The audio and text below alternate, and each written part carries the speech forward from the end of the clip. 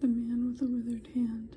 He left that place and entered their synagogue. A man was there with a withered hand, and they asked him, "Is it lawful to cure on the Sabbath?"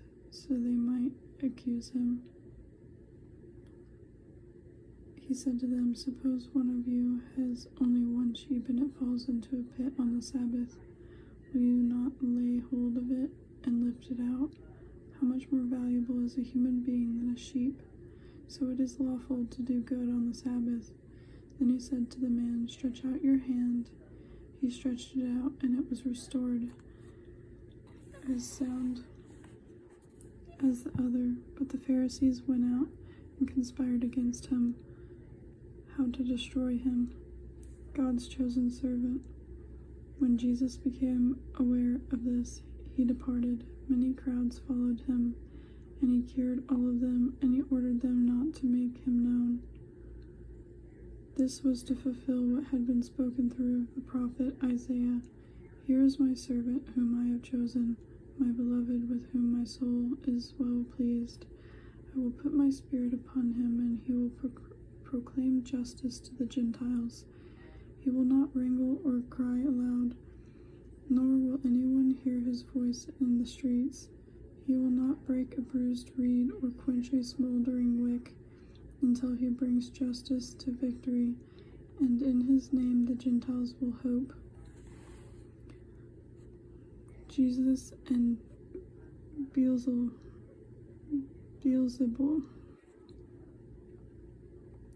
Then they brought to him a demoniac who was blind and mute, and he cured him, so that the one who had been mute could speak and see. All the crowds were amazed and said, "Can this be the son of David?"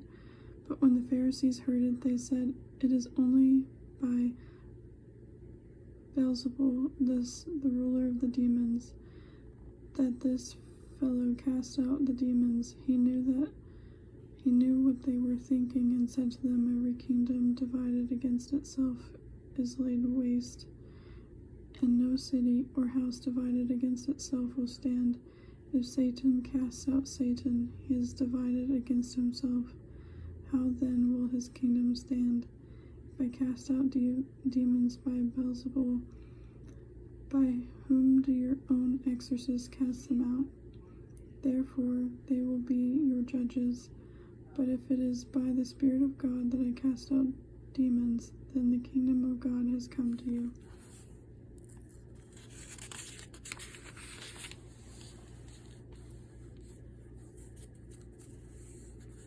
Or how can one enter a strong man's house and plunder his property without first trying to up the strong man? Then indeed the house can be plundered. Whoever is not with me is against me, and whoever does not gather with me scatters.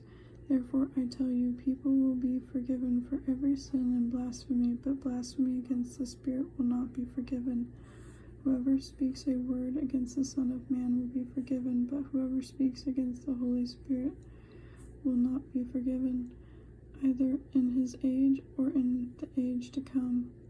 A tree and its fruit. Either make the tree good and its fruit good, or make the tree bad and its fruit bad. For the tree is known by its fruit. You brood of vipers, how can you speak good things when you are evil? For out of the abundance of the heart the mouth speaks. The good person brings good things out of a good treasure. An evil person brings evil things out of an evil treasure. I tell you, on the day of judgment, you will have to give an account for every careless word you utter. For by your words you will be justified, and by your words you will be condemned. The sign of Jonah. Then some people of the scribes and Pharisees said to him, "Teacher, we wish to see a sign from you." But he answered them, "An evil and adulterous generation asks for a sign, but no sign will be given to it except the sign of the prophet Jonah. For just as Jonah was 3 days and 3 nights in the belly of the sea monster, so for 3 days and 3 nights the Son of Man will be in the heart of the earth.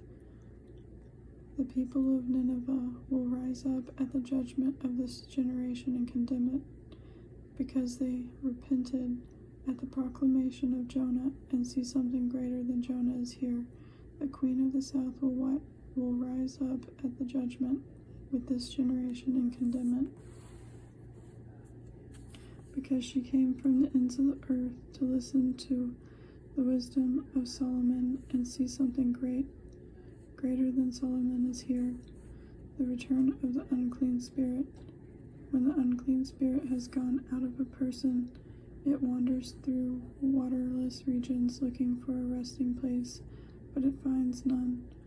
Then it says, I will return to my house from which I came. When it comes, it finds it empty, swept and put in order. Then it goes and brings along 7 other spirits, more evil than itself, and they enter and live there. And the last state of that person is worse than the first. So will it be also with this evil generation. The true kindred of Jesus. While he was speaking to the crowds, his mother and his brothers were standing outside wanting to speak to him. Someone told him, Look, your mother and your brothers are standing outside wanting to speak to you. But to the one who had told him this, Jesus replied, Who's my mother and who are my brothers? And pointed to his disciples, he said, Here are my mother and my brothers, for whoever does the will of my Father in heaven is my brother and sister and mother. The parable of the sower. That same day, Jesus went out of the house and sat beside the sea. Such great crowds gathered around him that he got into a boat and sat there, while the whole crowd stood on the beach, and he told them many things in parables, saying, Listen, a sower went out to sow, and as he sowed, some seeds fell on the path, and the birds came and ate them up. Other seeds fell on the rocky ground, where they did not have much soil, and they sprang up quickly, since they had no depth of soil. But when the sun rose, they were scorched, and since they had no root, they withered away. Other seeds fell among the thorns, and the thorns grew up and choked them. Other seeds fell on good soil and brought forth grain, some 100-fold, some 60, some 30. Let anyone with ears listen. The purpose of the parables. Then the disciples came and asked him, Why do you speak to them in parables? He answered, To you it has been given to know the secrets of the kingdom of heaven, but to them it has not been given. For to those who have more will be given, and they will have an abundance, but from those who have nothing, even what they have will be taken away. The reason I speak to them in parables is that, seeing they do not perceive, and hearing they do not listen, not do they understand. With them indeed is fulfilled the prophecy of Isaiah that says, You will indeed listen, but never understand, and you will indeed look, but never perceive. For this people's heart has grown dull, and their ears are hard of hearing, and they have shut their eyes, so that they may not look with their eyes, and listen with their ears, and understand with their hearts, and turn, and I would heal them. But blessed are your eyes, for they see, and your ears, for they hear. Truly I tell you, many prophets and righteous people longed to see what you see, but did not see it, and to hear what you hear, but did not hear it. The parable of the sower explained. Hear then the parable of the sower. When anyone hears the word of the kingdom and does not understand it, the evil one comes and snatches away what is sown in the heart. This is what was sown on the path. As for what was sown on rocky ground, this is the one who hears the word and immediately receives it with joy. Yet such a person has no root, but endures only for a while. And when trouble or persecution arises on account of the word, the person immediately falls away. As for what was sown among the thorns, this is the one who hears the word, but the cares of the world and the lure of wealth choke the word, and it yields nothing. But as for what was sown on good soil, this is the one who hears the word and understands it, who indeed bears fruit and yields in one case 100-fold, in another 60, and in another 30. The parable of the weeds among the wheat. He put before them another parable. The kingdom of heaven may be compared to someone who sowed good seed in his field, but while everybody was asleep, an enemy came and sowed weeds among the wheat, and then went away. So when the plants came up and bore grain, then the weeds appeared as well. And the slaves of the householder came and said to him, Master, did you not sow good seed in your field? Where then did these weeds come from? He answered, An enemy has done this. The slave said to him, Then do you want us to go and gather them? But he replied, No, for in gathering the weeds you would uproot the wheat along with them. Let both of them grow together until the harvest. And at harvest time I will tell the reapers, Collect the weeds first and bind them in bundles to be burned, but gather the wheat into my barn. The parable of the mustard seed. He put before them another parable. The kingdom of heaven is like a mustard seed that someone took and sowed in his field.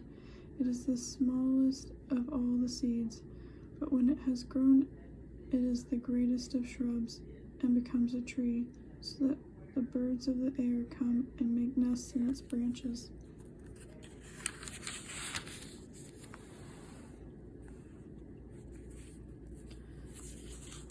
The parable of yeast. He told them another parable. The kingdom of heaven is like yeast that a woman took and mixed in with 3 measures of flour until all of it was leavened. The use of parables. Jesus told the crowds all these things in parables. Without a parable, he told them nothing. This was to fulfill what had been spoken through the prophet. I will open my mouth to speak in parables. I will proclaim what has been hidden from the foundation of the world.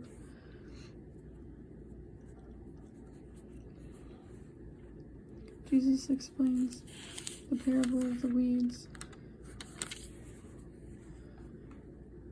Then he left the crowds and went into the house, and his disciples approached him, saying, Explain to us the parable of the weeds of the field. He answered, The one who sows the good seed is the Son of Man. The field is the world, and the good seeds are the children of the kingdom. The weeds are the children of the evil one, and the enemy who sowed them is the devil. The harvest is the end of the age, and the reapers are angels. Just as the weeds are collected and burned up with the fire, so will it be at the end of the age. The Son of Man will send his angels, and they will collect out of his kingdom all causes of sin and all evildoers, and they will throw them into the furnace of fire, where there will be weeping and gnashing of teeth. Then the righteous will shine like the sun in the kingdom of their Father. Let anyone with ears listen.